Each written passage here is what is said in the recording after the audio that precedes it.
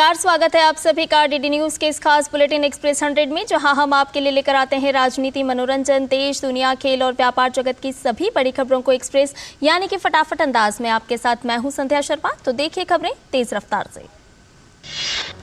प्रधानमंत्री नरेंद्र मोदी आज रात 9:30 बजे वीडियो कॉन्फ्रेंसिंग के माध्यम से स्मार्ट इंडिया हैकाथॉन 2023 के ग्रैंड फिनाले के प्रतिभागियों के साथ बातचीत करेंगे। इस अवसर पर प्रधानमंत्री प्रतिभागियों को संबोधित भी करेंगे।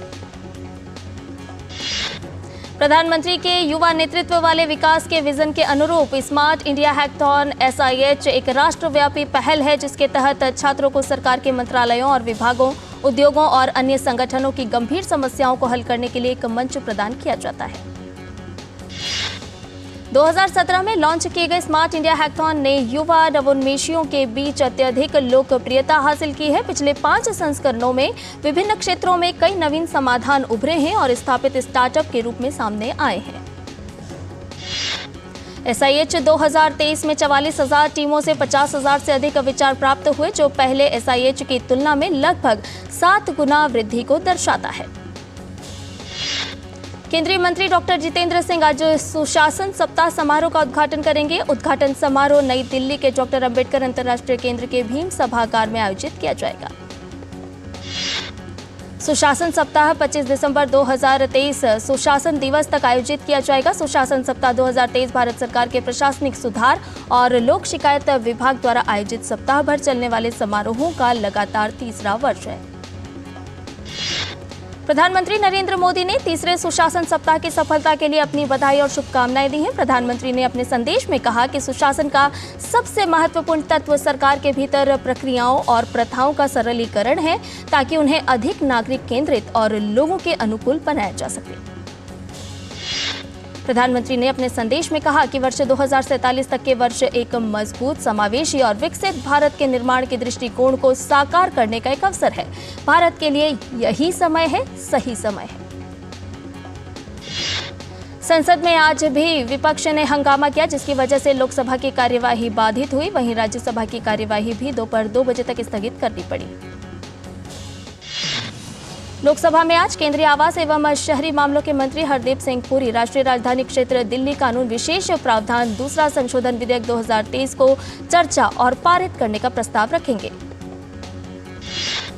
इस विधेयक से दिल्ली में कुछ अनाधिकृत रूप से निर्मित आवासों को दंडात्मक कार्रवाई से अगले 3 साल तक सुरक्षा दी जाएगी।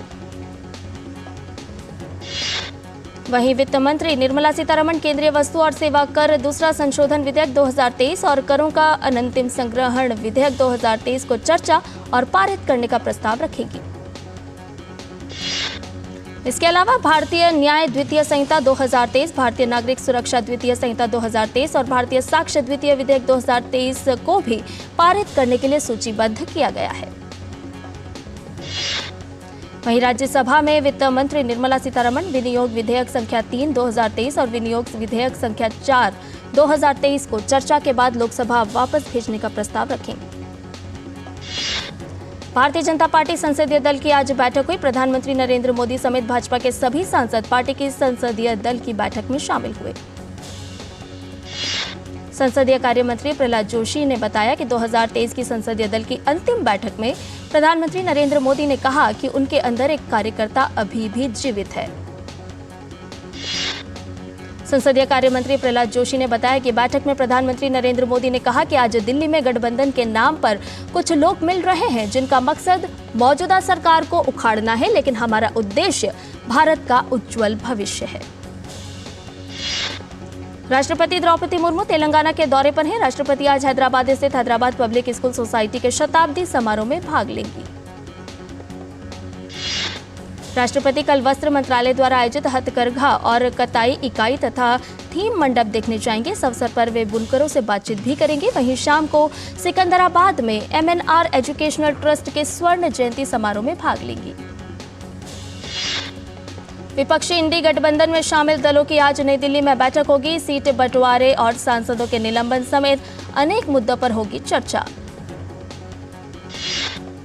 ज्ञानवापी केस में इलाहाबाद हाईकोर्ट से मुस्लिम पक्ष को बड़ा झटका लगा है। अदालत ने सिविल वाद की पोषणीयता को चुनौती देने वाली मुस्लिम पक्ष की सभी 5 याचिकाएं खारिज कर दी हैं। यह फैसला जस्टिस रोहित रंजन अग्रवाल की सिंगल बेंच ने सुनाया है।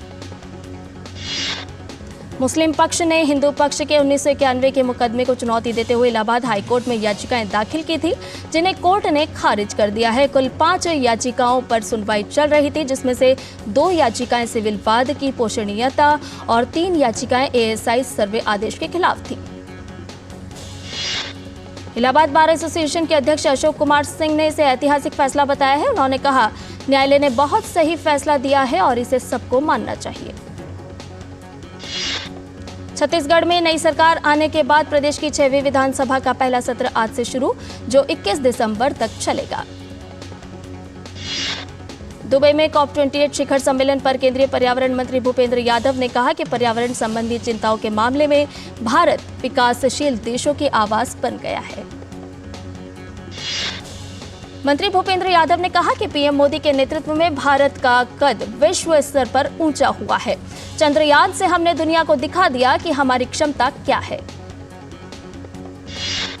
केंद्र ने कोविड संक्रमण के मामलों में वृद्धि और देश में नए JN.1 वेरिएंट के पहले मामले का पता चलने के बीच राज्यों और केंद्र शासित प्रदेशों को निरंतर निगरानी बनाए रखने के लिए कहा है।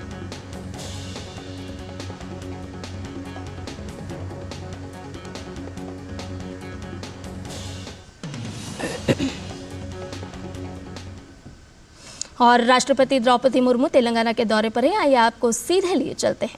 मिले वो कार्य आपको अवश्य करना चाहिए। उस कार्य को करने से जो पॉजिटिव एनर्जी आपको मिलती है वो आपके अन्य कार्यों को करने की क्षमता को भी बढ़ाएगी। अंत में मैं अपने स्थापना के 100 वर्ष पूरे करने के इस महत्वपूर्ण अवसर पर हैदराबाद पब्लिक स्कूल को फिर से बधाई देती हूँ। मेरी मंगल कामना है कि ये संस्थान सदा ऐसे ही विद्यार्थियों को उत्तम शिक्षा प्रदान करता रहे और उन्हें सशक्त बनाने के सफल प्रयास करता रहे। इसी के साथ ही मैं आपको बहुत बहुत धन्यवाद देती हूँ। जय हिंद, जय भारत।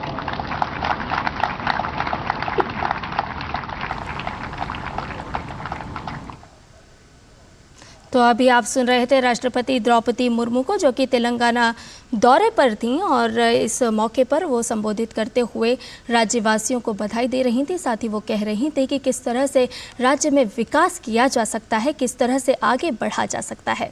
और आइए अब एक्सप्रेस 100 को बढ़ाते हैं आगे। राज्य को लिखे एक पत्र में केंद्रीय स्वास्थ्य सचिव सुधांशु पंत ने रेखांकित किया कि केंद्र और राज्य सरकारों के बीच लगातार सहयोग से देश कोविड-19 के मामलों को नियंत्रित रखने में सक्षम रहा है।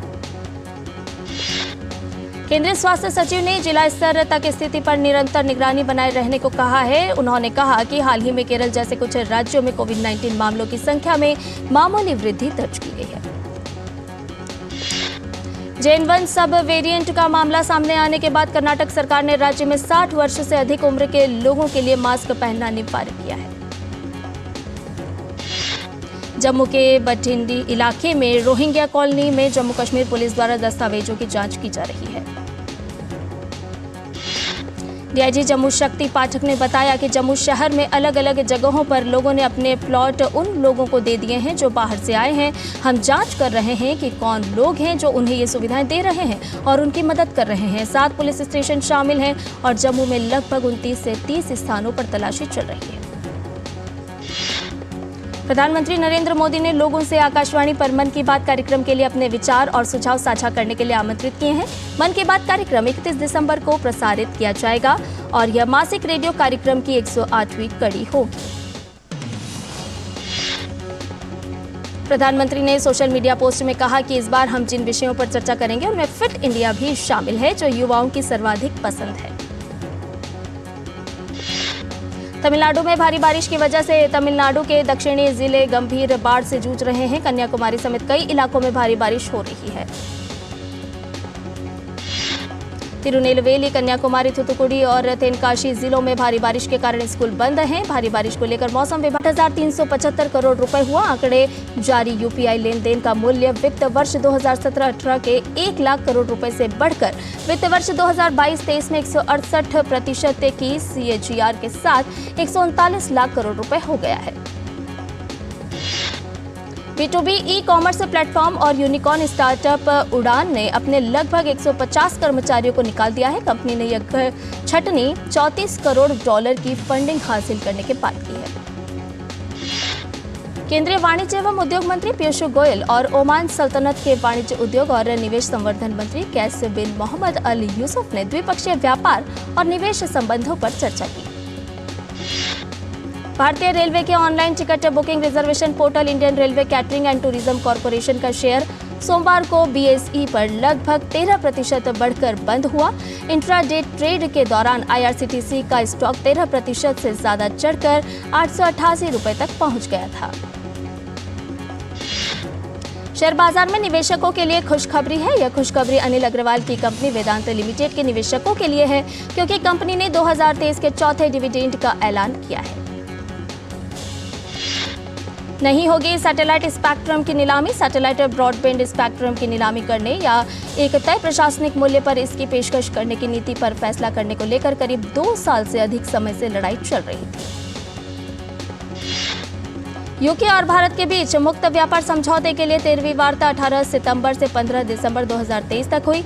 इस दौर में लंदन और दिल्ली में व्यक्तिगत सत्र और आभासी वार्ता दोनों शामिल थे। एशियाई विकास बैंक ने Delhi Meerut regional rapid rail गलियारे के निर्माण और औद्योगिक गलियारे के विकास के लिए $25 करोड़ के 2 कर्जों को स्वीकृति दी है। अडानी ग्रुप प्रवर्तित अंबुजा सीमेंट्स खुद के इस्तेमाल के लिए 1000 मेगावाट क्षमता वाली अक्षय ऊर्जा परियोजनाओं स्थापित करने की योजना की घोषणा की है। अफ्रीकी देश गिनी की राजधानी कोनाक्री में तेल डिपो में विस्फोट के बाद आग लगने के बाद मरने वालों की संख्या बढ़कर 13 हो गई है और कम से कम 178 लोग गंभीर रूप से घायल हुए हैं।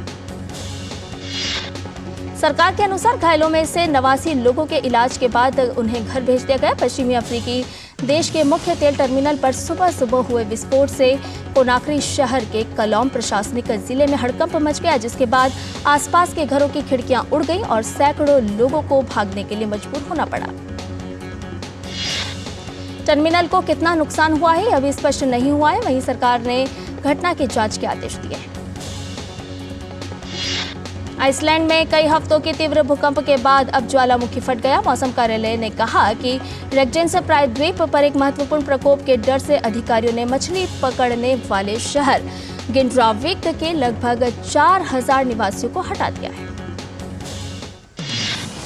साथ ही पास के ब्लू लैगून जियोथर्मल स्पा को बंद कर दिया गया था। गौरतलब है कि यह राजधानी रेक्वाजाविक के दक्षिण पश्चिम एक ज्वालामुखी और भूकंपीय गर्म स्थान है।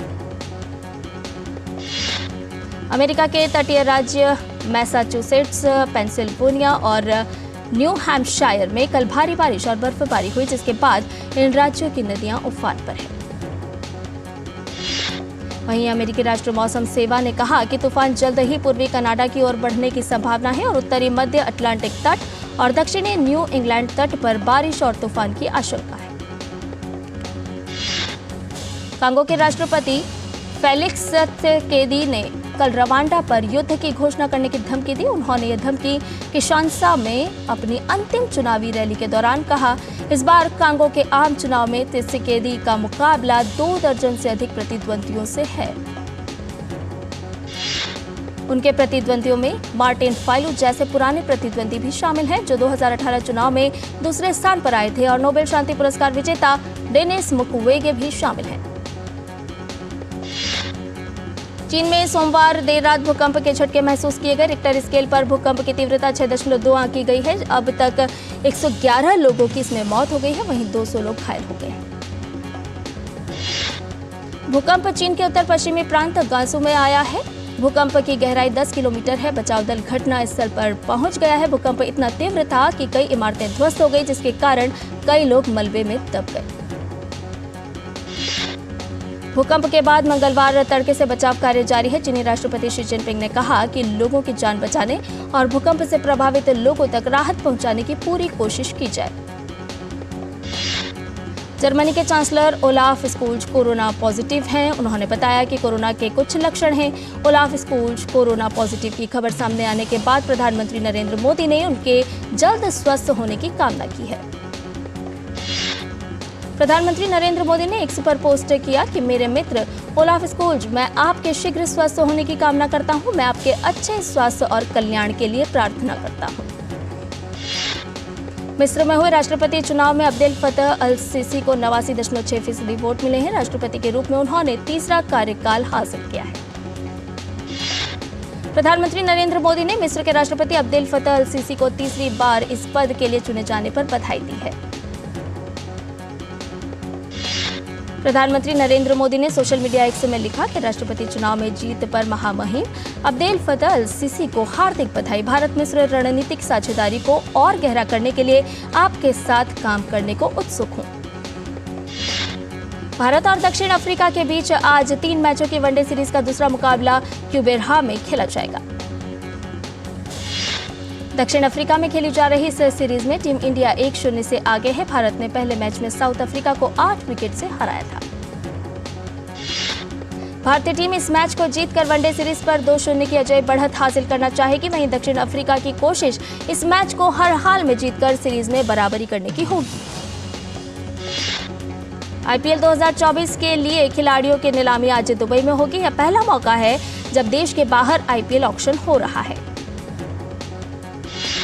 इन नीलामी में 333 क्रिकेटरों में से 77 उपलब्ध स्थानों को भरने की कोशिश होगी। यह एक मिनी ऑक्शन होगा। सभी टीमों के पास अधिकतर खिलाड़ी पहले से हैं। इस नीलामी में सभी फ्रेंचाइजी कुछ नए खिलाड़ियों को खरीदकर अपनी टीम को और संतुलित करना चाहेंगी। दुबई पैरा बैडमिंटन अंतर्राष्ट्रीय टूर्नामेंट में भारतीय शटलरों ने शानदार प्रदर्शन करते हुए 1 स्वर्ण, 5 रजत और 8 कांस्य पदक समेत कुल 14 पदक जीते। मानसी जोशी और एम तुलसीमती की जोड़ी ने SL3 SU5 कैटेगरी में महिला युगल का स्वर्ण जीता। पुरुष एकल के SL4 वर्ग में सुहास LY को रजत पदक से संतोष करना पड़ा। वहीं पुरुष एकल के SL3 वर्ग के फाइनल में प्रमोद भगत ने रजत पदक पर कब्जा जमाया। इसके अलावा प्रमोद भगत, मनीषा रामदास ने मिश्रित युगल और पुरुष युगल में मनोज सरकार प्रमोद भगत की जोड़ी ने रजत जीता। ऑस्ट्रेलिया के खिलाफ 3 टेस्ट मैचों की सीरीज के पहले मुकाबले में मिली हार के बाद पाकिस्तान को आईसीसी ने तगड़ा झटका दिया है। आईसीसी ने पर्थ में पहले टेस्ट में धीमी ओवर गति बनाए रखने के लिए पाकिस्तान पर मैच फीस का 10% जुर्माना लगाया है। इसके अलावा पाकिस्तान पर आईसीसी विश्व टेस्ट चैंपियनशिप में 2 अंक का जुर्माना भी लगाया गया है। गौरतलब है कि ऑस्ट्रेलिया के खिलाफ टेस्ट सीरीज के पहले मुकाबले में पाकिस्तान को 360 रन से हार का सामना करना पड़ा था। फिल्म सालार का ट्रेलर रिलीज कर दिया गया है। फिल्म सालार का ट्रेलर लोगों को काफी पसंद आ रहा है। काजोल की मां तनुजा की अचानक तबीयत खराब होने के बाद उन्हें अस्पताल में भर्ती करवाया गया था। कहा जा रहा था कि एक्ट्रेस की उम्र संबंधी बीमारियों के चलते उन्हें भर्ती कराया गया। वहीं उनके जल्द डिस्चार्ज होने की खबर भी अब सामने आ रही है। शाहरुख खान अपनी आगामी फिल्म डंकी के प्रमोशन में व्यस्त हैं। वह हाल ही में दुबई में प्रमोशन करते हुए नजर आए। अमिताभ बच्चन ने सोशल मीडिया पर जानकारी देते हुए पूरी मुंबई टीम को खरीदने का ऐलान किया है। तेलुगु स्टार वरुण तेज और मानुषी छिल्लर अभिनीत फिल्म ऑपरेशन वैलेंटाइन का टीजर जारी कर दिया गया है। नोरा फतेही की फिल्म क्रैक की शूटिंग पूरी हो गई है। अभिनेत्री ने इंस्टाग्राम अकाउंट पर रैप अप शूट की कई तस्वीरें शेयर की हैं। नेहा धूपिया हॉलीवुड में अपने पहले इंटरनेशनल प्रोजेक्ट ब्लू 52 के साथ ग्लोबल ऑडियंस को इम्प्रेस करने की तैयारी कर रही हैं। इस फिल्म से नेहा हॉलीवुड डेब्यू करने जा रही हैं। निर्देशक लोकेश कनगराज अपने अपकमिंग प्रोजेक्ट थलाइवर 171 में बिजी हो गए हैं। बताया जा रहा है कि लोकेश अपनी अपकमिंग फिल्म में रजनीकांत को निर्देशित करने की तैयारी कर रहे हैं। करण जौहर के शो कॉफी विद करण 8 के शो का नया प्रोमो वीडियो सामने आया है। वीडियो में फिल्म सिंघम 3 के डायरेक्टर रोहित शेट्टी और एक्टर अजय देवगन नजर आए। फिल्म एनिमल साल 2023 की सबसे ज्यादा कमाई करने वाली फिल्मों में से एक हो गई है। यह फिल्म संदीप रेड्डी वांगा के निर्देशन में बनी है। और एक्सप्रेस न्यूज में फिलहाल इतना ही। हमें दीजिए इजाजत, लेकिन डीडी न्यूज पर खबरों का सिलसिला लगातार जारी है। नमस्कार।